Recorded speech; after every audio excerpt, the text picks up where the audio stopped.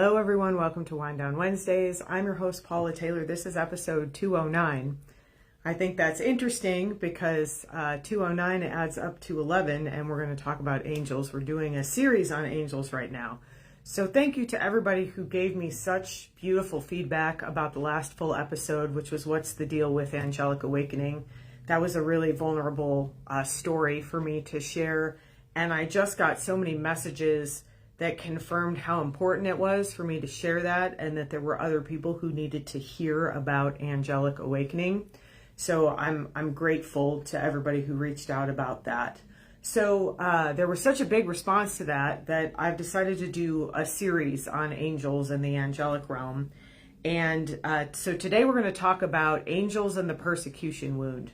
And in order to get into this, we need a little bit of background about angels in the angelic realm. And I'm going to talk a little bit about types of angels. I get a lot of questions about that. And at a certain point, we might do like a whole show or series of shows on that. But in order to kind of explain what this persecution wound is and how it's affected angels who have differentiated out of the angelic realm, we need a little bit of like a background, a little bit of a backstory. So just quickly, let's talk a little bit about the differentiation out of source. So in the beginning, there was source energy, what the angelic realm refers to as the formless void or pure consciousness and at a certain point, source sort of decided it wanted to know what it was. And it's kind of hard to know what you are until you have a reflection of what you're not. In order to figure out who I am, I need like options for what I could be or options for what maybe I'm not. And so the first thing that Source differentiated, which some people call the Big Bang, or Om, which is the infinite vibration of the universe, Source sent out a vibration of sound and light, and through that vibration created the seraphim. So the seraphim are what some people call Elohim. The angelic realm does not resonate with that term. That's a human created term that they don't resonate with. They resonate with the term seraphim. And the seraphim are essentially the beings that hold the realm of source, like the first differentiation out of source, barely in a light body, no real physicality other than some light. And the seraphim body looks nothing like what people depict it as. That's actually order of seraphim. We'll get to that. But the seraphim body is just brilliant, like billions of light and sound vibrating particles. And the closest I can find in the physical realm to this is if you think about one of those chandeliers that's made of all sorts of little like tiny pieces of glass. And when the light shines through, you get like all this beautiful prismatic like color and brilliance and shimmering. That's kind of what the seraphim body sort of looks like in the quantum. It's just this like shimmering light structure that vibrates, and then the vibration also produces sound. And so when creation energy comes out of source, now it's sort of filtered through the seraphim, and the seraphim direct the energy or alter the energy or sort of shape the energy or the sound, the frequency, the light, whatever, all of the above, into whatever is being created. And so for a very long time, it was just that source and the seraphim. And then source and the seraphim, I think, together sort of decided they wanted to make more things. Actually, the sense I get from my seraphim highest self is that source decided and the seraphim were a little like, this is going to make things more complicated for us. And here's an important point right at the beginning, is that angelic beings have feelings. They have minds, they have thoughts, they have quantum structure of this light that like the seraphim are not individuals. They're sort of one whole made up of individuals. There's a collective, so they don't really have names. And they still have like the collective thought was kind of like, oh, we're making more things. Like that's going to mean we need protection. That's going to mean like there was like some like thinking through of this, where source is just the pure energy that's like, let's do the thing. And then as it differentiates out, there needs to be layers of structure to support that thing, to protect that thing, to make sure that that thing turns into what source intended. That's what the angelic realm is. It's layers of of quantum frequency that support source, that support the vision of source, that of what comes out of source, that keeps source protected. It's all of these things. And it's set up kind of like, if you remember the old play school tower that I talked about with these new fields, it's actually just like that in reverse. Just like the fields go up to source, the realm of source itself, the angelic realm, is within the like top layer, what we would call the field of remembrance. There are other layers that sort of come down in that sort of same shape of wider to narrower. And at the bottom of the angelic realm is like where the Akash is, and what people go like access the Akash through the Akashic records. Reunion Park, where people reunite with their loved ones, the way station for souls in between lives to decide what they want to do and where they want to go next. It's the bottom of the angelic realm. So you're going to hear me use terms like higher order or lower order. That's not a judgmental term. It's actually like a physical space term, where like lower order angels work in those lower orders that are a little more closely connected to the physicality of creating soul structure and creating physical beings and creating realms and all of those things. And the pink palace, the creation space within source, it's like sparkly and pink, so we call it the pink palace. It has these huge layers, all the way from like these beautiful balconies where they're working on making other dimensions and universes and suns and planets. And I've actually worked with all sorts of different angels at this point. One of the things I help people do is find their angelic origin, and I'm always learning about new types of angels. Like every time I'm like, oh, this is amazing, then there's like another type of angel that I didn't know about, because I don't really need the knowledge as a human until I'm helping someone else. And that's how some of this stuff goes. And this is why I always say too, like, there's no encyclopedia you can look this up in. And humans really like to have things categorized. We like to know what the thing is. And when you're working with the angelic realm, the phrase that they give me all the time is embrace the mystery. We're never going to truly understand what that realm is like when we're in a human body. No matter what our origin is, no matter what part of that structure we served, we will probably never have like full remembrance of that, just because the structure that we're in, the soul structure in the body that we're in, is limited in what it can understand. We're expanding that. That's what these beautiful new fields opening up are. And like, we just have to embrace the mystery. And that's one of the things when people reach out to me and they say, I think I'm this type of angel, or I think I'm this. And my overall sort of suggestion around that is to soften to the need to categorize and name things, because sometimes in that restriction, contraction, you'll actually miss the truth of the expansion of what is really happening. Another question I've been getting a lot is about orphanum, and that's another term that they don't resonate with. And I kind of looked it up, and it's this like spinning structure, wheel structure. And it's interesting, I was in a craniosacral class last year, and somebody said to me, your light body was spinning so fast it looked like the gyroscope, and I wasn't sure how to get in there because I didn't want to disrupt anything. I think what people call orphanum is really just like what sometimes humans perceive as the light body of the angelic. And when I work with angels, other than the seraphim, they almost always appear to me in kind of humanoid form. And I think they actually enjoy that. I think they really love humans. I think they really have a soft spot in their hearts for us. I think it's easier for us to see them. If you remember, some of you have heard my story about when I first met Archangel Michael, and he appeared to me as He-Man, because that felt less weird and threatening and uncomfortable to me because of my Catholic baggage as him showing up as an angel. They can show up as anything they want to, and I think they often choose humanoid forms for us because it's easier for our minds to like understand that. And sometimes when we see them in their full light body, like when I see my seraphim form in its full light body, it's nothing, there's nothing humanoid about it. It's like a panel of shimmering lights, and that can be like hard to wrap your mind around. So just overall with all of this stuff, it can be super helpful to understand kind of what type of angel you are. And we're going to talk a little bit about like broadly sort of what angels do and what has happened to us as we've left the angelic realm. And that can be really helpful. It can be really helpful to understand, like, I'm a creator angel and this is what my job was, because a lot of times there's a reflection of that. Like, I'm a vibrational being. I'm a vibrational activator. That's literally like what seraphim do, is that they receive, like I channel, I receive vibration and then I filter that out to people. That's like literally what the seraphim do.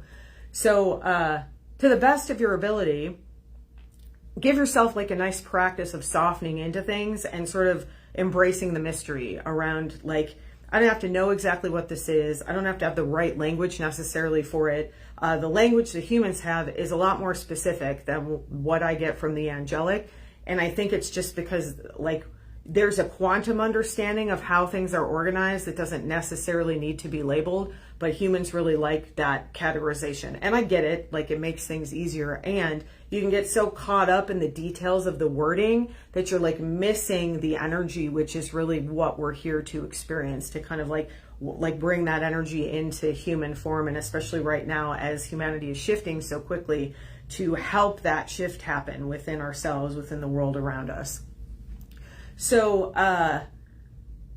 the next thing that was created after the seraphim, when Source was like, I want more things, the seraphim were kind of like, okay, well, we need a focus of power to help make all of these things. And so the first archangel who was made was Seraphina, and she kind of holds a fractal of seraphim energy as an archangel. And most of everything else that was created like came out through the seraphim and sort of filters through her. So I call her a power angel. There's sort of three main realms or branches of the angelic. There's power, there's protection, and there's information. And then under those categories, there's like lots of different types of angels.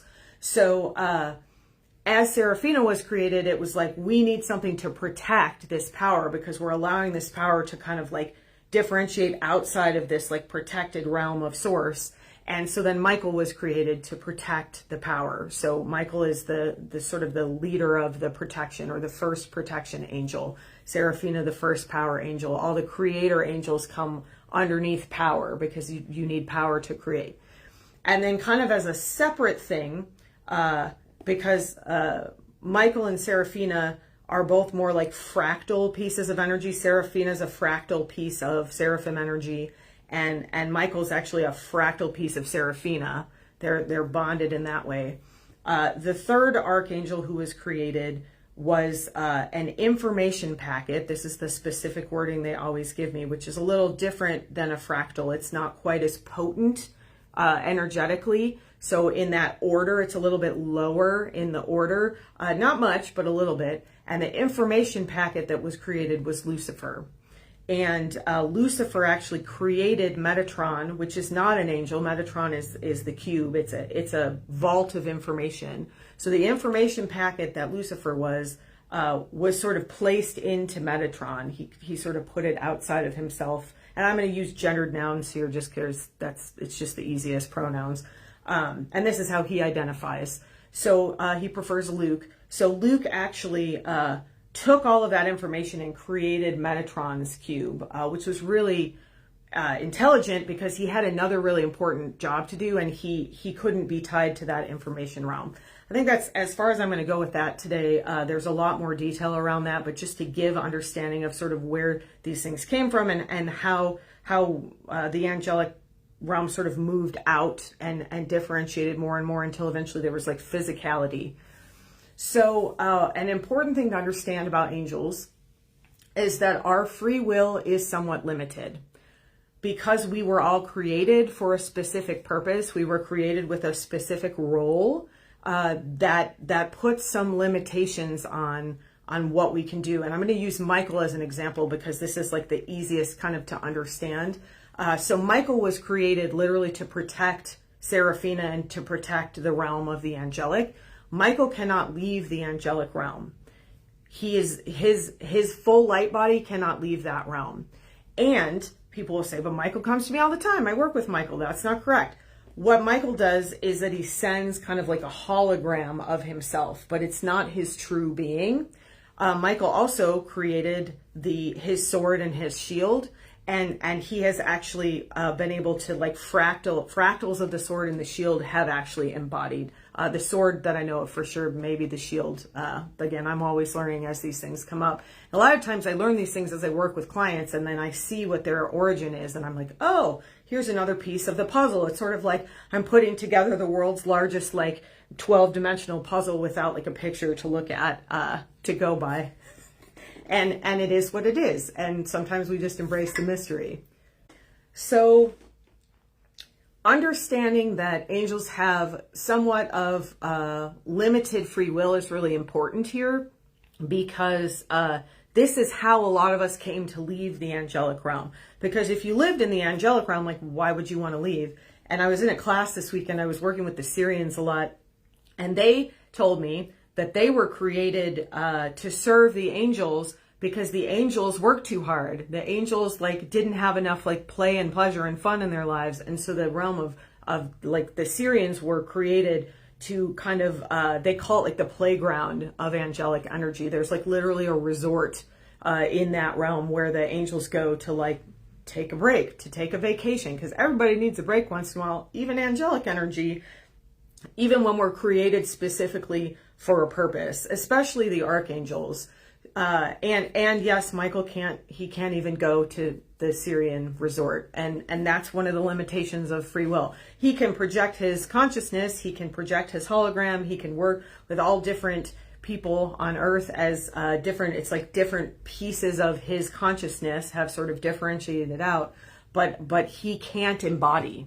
He can't decide, I'm done being Michael and I want to, like, be a human now, or I want to be Syrian now, or I want to be, you know, a Pleiadian, whatever. He can't, I want to be a dragon. He can't do that. He could eventually undifferentiate, go back into source, and then come out as something else. Like, we always have a choice, but as angels, because we were created for a specific purpose, in order to be aligned, that choice is somewhat limited. We have choice about how to accomplish that purpose, most of us where we want to accomplish the purpose, and the timing of that purpose. But we do have, like, limitations in that we can't just do whatever we want to do. And you can get away from that. That's partly what this sort of persecution wounding is that we're going to talk about. You can go down a path of forgetfulness and get very far away from that angelic energy. And from my literal experience of this, your lives will get worse and worse in terms of your enjoyment of them, in terms of your fulfillment. If you were created with a specific purpose and you're not serving that purpose, there's going to be a discoherence in your field. And part of our free will is that we get to explore, just like Source, like, what is it like to not live in my purpose? What is it like to do something else?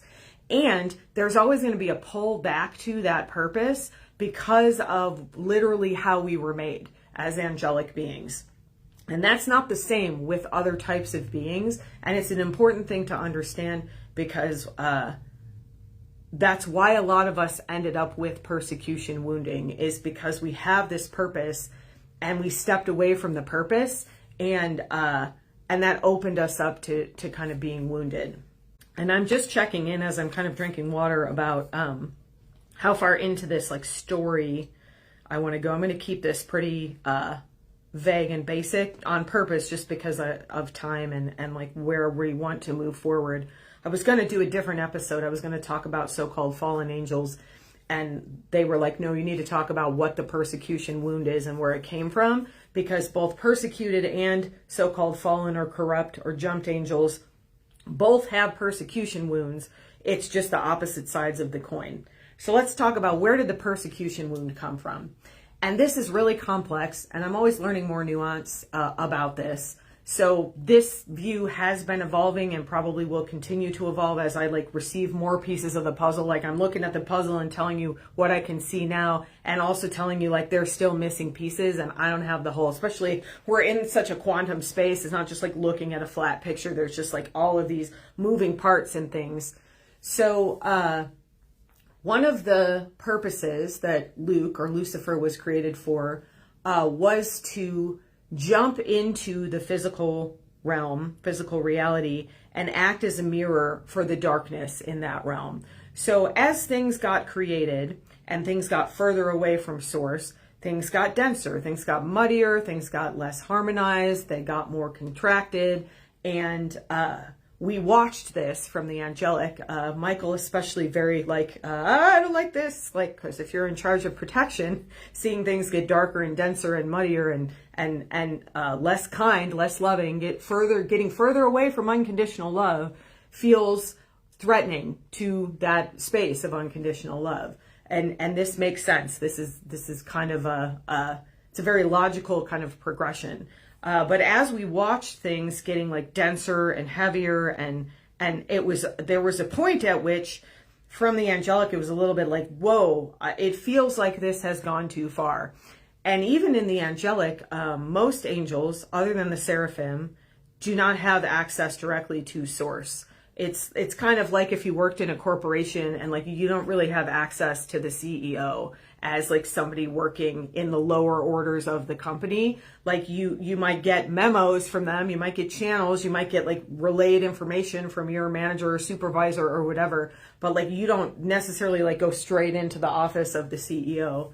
And I will just also mention that eventually, because of things getting denser and darker, the order of seraphim was created. And the order of seraphim are essentially, they're sort of outside of the realm. So if you think about kind of like just a big circle and like there's source at the center and then there's the seraphim, on the outside of that circle is the order of seraphim. And this is what most humans would identify as seraphim themselves. Lots of wings, eyes in the wings.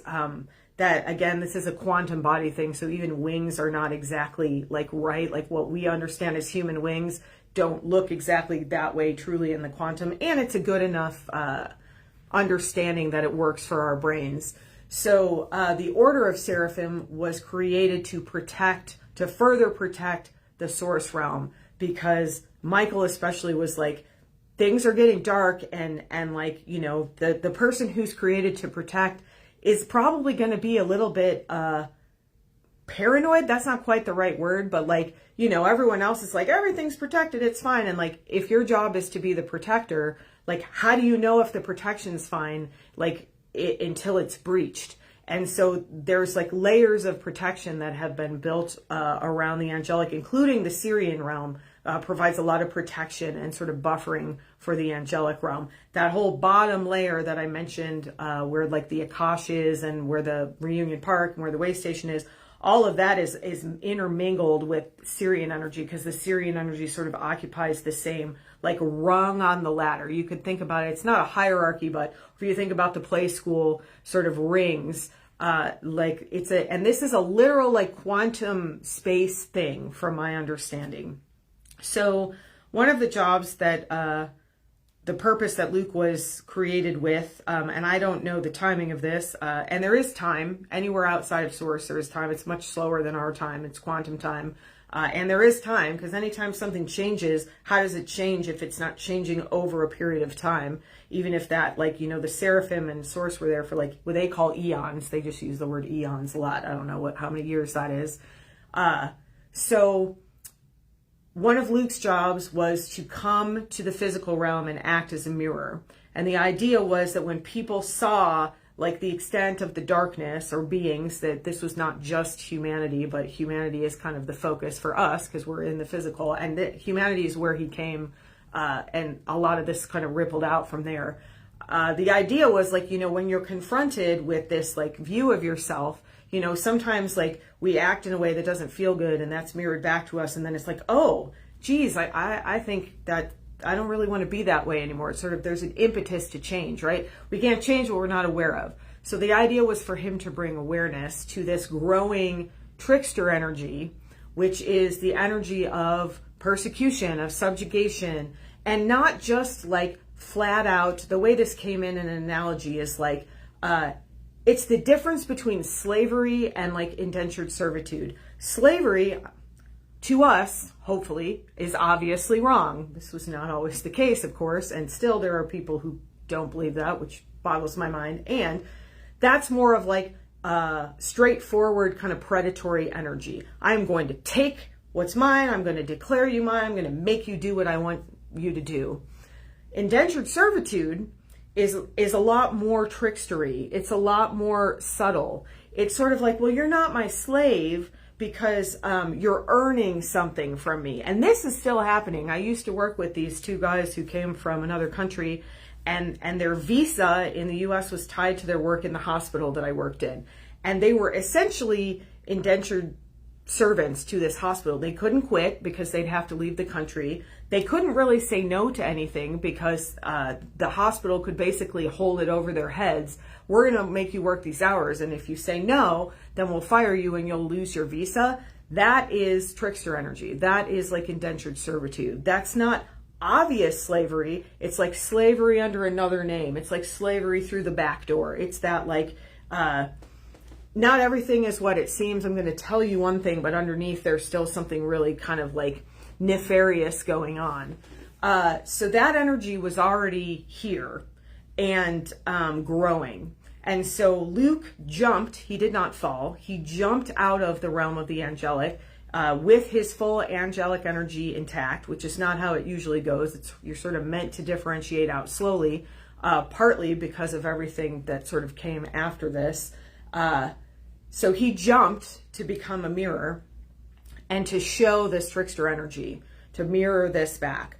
Not a great job, not a fun job, not a job he really wanted, not a job he did. It took him a while to get to the point, not a job that Michael and Serafina wanted him to take, but like when you're created with a purpose, again, there's a limitation on your free will, and it was like eventually this was going to happen, like whether he really wanted to do this or not, and it was in alignment with what he was created for. But what happened when he jumped is that, again, this is a literal, there's an actual quantum structure here. You can think of it, again, kind of like a chandelier that goes from wide to narrow. So the first three archangels have the biggest energy of the archangels. That's Michael, Serafina, and Luke. When something very large leaves a space, it wobbles. When, if you're on a boat and there's a huge piece of cargo and you drop it off one side of the boat is going to do a big wobble. Well, that's what happened when Luke jumped. And that wobble created like an amplification of trickster energy. It didn't create the energy was already there. But it amplified, it created this like amplification of that energy that sort of followed him. And this is the source of the persecution wound, the source of trickster energy, the source of corruption. And what happened to him was that this energy sort of attached itself to him, and then he got corrupted by it, and that corruption spread. And the persecution wound, it's one wound that is experienced in different ways. It is a wound created by that trickster energy, corruption energy, whatever words you want to use for it, deception energy, con man energy. And some of us receive the persecution, right? If you're going to be pulled into indentured servitude, like those people I mentioned, they were receiving the persecution and the hospital was doing the persecuting. And most beings have occupied both of those spaces because, again, it's the same side of it's the two sides of the same coin. And you can think about this. We see this in the human world a lot when people are raised in an abusive environment. They have a much higher likelihood of becoming either abused as adults or the abuser. And sometimes people go like, that doesn't make any sense. It's because it's the opposite side of the same coin. So being in the victim role of being abused, and or saying, I'm not going to be a victim anymore, and in order to do that, I'm going to abuse other people. That energy, it's the same frequency. It's expressed in different ways. And it causes the same amount of trouble. And this is where this gets a little bit controversial. And even like when this was coming through, I was like, oh, always making me say things that are uncomfortable. Being persecuted means that you're holding that frequency of persecution somewhere in your probably physical body as a human, somewhere in your field, probably maybe multiple places, just as much as being the persecutor or the abuser does. It's the same frequency of energy expressed in a different way. And in order to come out of that persecution wounding, both of the sides of this coin need to be seen and exposed, and that frequency needs to be understood and released. And so whether you have a history as an angelic being of being persecuted and or being the persecutor, which a lot of angels at this point have been in both roles. There are some who've only been in one or the other. And it doesn't really matter because it's two sides of the same coin. The feelings about that come up can be different. And being a victim, this is again very controversial, but frequency-wise is just as much under your control as being an abuser, because the frequency needs to be identified and it needs to be released. It needs to be let go of in order to move out of that pattern. That's how we move out of any pattern. I got to see it. I got to recognize what it is. I got to release it. So the other part of this that's important to understand and is linked to this sort of limitation of free will is that there are other angels who jumped after Luke. Some of them jumped just out of impatience. Those are the ones that were probably the most corruptible because they jumped with sort of not a higher purpose in mind or embodied in that moment. And who's to say that wasn't their purpose, to come and like really show this stuff? Because again, in order to change this, it has to be seen. And we've been pretending that this doesn't exist for a long time. Or we've been pretending that we've gotten rid of it and then just like letting it be in the shadows, which is a lot of what we're seeing right now come up in ways that is uncomfortable for a lot of people. So there were also angels that had already been sent to physical spaces, generally as like guardians, as protectors, as observers. A lot of times it was just like, let's observe what's happening here, like in a closer space. So when that wobble came and the amplification of that, like trickster energy came, a lot of those angels were infected with this corruption energy, with this persecution energy. And so one of the other things that I think needs to be recognized, but then also removed from this conversation is this idea of blame. And Lucifer is a great example of this. You know, Lucifer grew into this like energy of Satan, right? The devil, like the temptress, whoever this like being that's going to lure you down the bad path. And that's not at all what Luke was. He was created to be a clear mirror. And that's very triggering to people. And then he did get corrupted. And the image that I always get is like a undercover narcotics cop that gets like hooked on his supply. So understanding that a lot of angels were perhaps in places that they had not a full choice about being there, again, in order to fulfill their purpose and be aligned. Enough choice to decide not to do that. But I think what happened is when that like amplification of that trickster or corruption energy, persecution energy, sort of wobbled out into reality, some of those angels were open to the corruption of that because they were somewhat dissatisfied. And they don't have egos in the same way we do. They do have feelings. They do have like some sort of a soul structure that gives them individuality. And like sometimes we don't always want to do what we want to do. Sometimes like how many times do I have to come here and vibrate until like things shift? I don't know. We're still working on that. So it's important to understand that as an angelic being or a being of angelic origin, there is likely, if you're in a human form, a form of that persecution frequency in your field or in your body, in your physical, in the energy of your physical body and the energy of your quantum body. And in order to release that, one of the things that needs to happen is to let go of blame, is to step out of playing the victim, is to step out of self-flagellation or blaming yourself. It's stepping out of blame in general, blaming yourself for getting corrupted, blaming others for persecuting you. Again, same, different sides of the same coin. And this is hard work, and this is hard to hear. And I had an experience this weekend in this class I was in where I saw it was a Lemurian life, and there was like, I was very persecuted, and I was like, oh, is that the root of my persecution wounding? And it was like, no. And then I saw another life where I wasn't really embodied as a soul. I was more of a walk-in.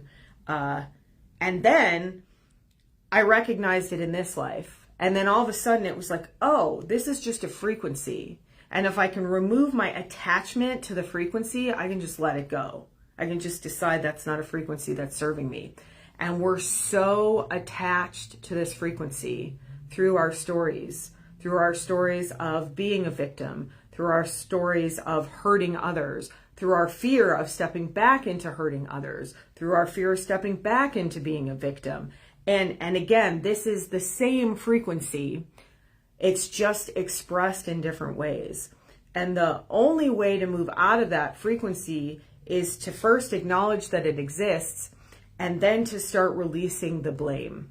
Whether it's blame for those who persecuted you, whether it's blame for yourself for getting corrupted into being a persecutor. And again, for most of us, like, we have played both of those roles. I think there's very few beings who've been all one or all the other. It's one of the reasons that souls differentiate. And as an angelic being, we have the added complication of having an original purpose we were created for that we're still carrying in our quantum blueprint. And as long as we're not aligned with that purpose, we're going to feel discoherence. And that wobbler, that discoherence, is a great little space for that, like, corruption, persecution, trickster energy to make its way in. So this is kind of an insidious thing that I've never heard anyone else mention around angelic energy and angel beings specifically, especially. And so in like the future episodes, we're going to talk a little bit more then about the two sides of the coin. What did it look like to be an angel who was persecuted, and how do we let that go?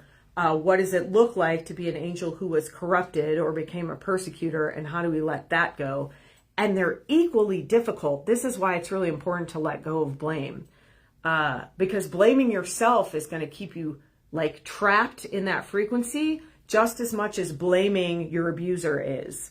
And that's a hard thing too, because like what happened to me this weekend was like I had to name the abuse. I had to acknowledge the extent of the abuse before I could like see that as a frequency that I didn't need to attach to anymore. Because that was a story that I didn't really want to understand.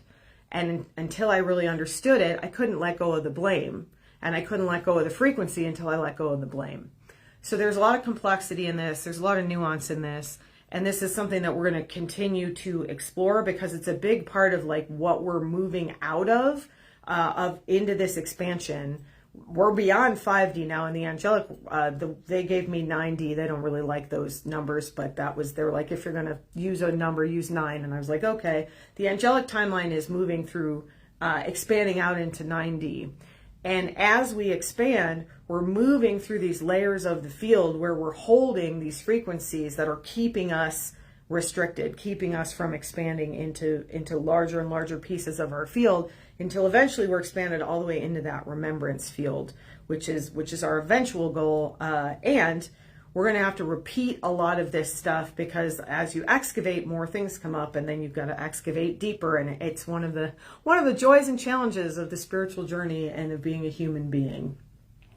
So if you are enjoying the show and you would like more content, you would like the activations that accompany each one of these episodes, if you'd like some interaction with like-hearted beings, you can join us in the Spiritual Awakening Sanctuary. There's always a link in the show notes for you to check that out and decide if this angelic space calls to you. Thank you so much for joining me today. I will see you on the next episode of Wind Down Wednesdays.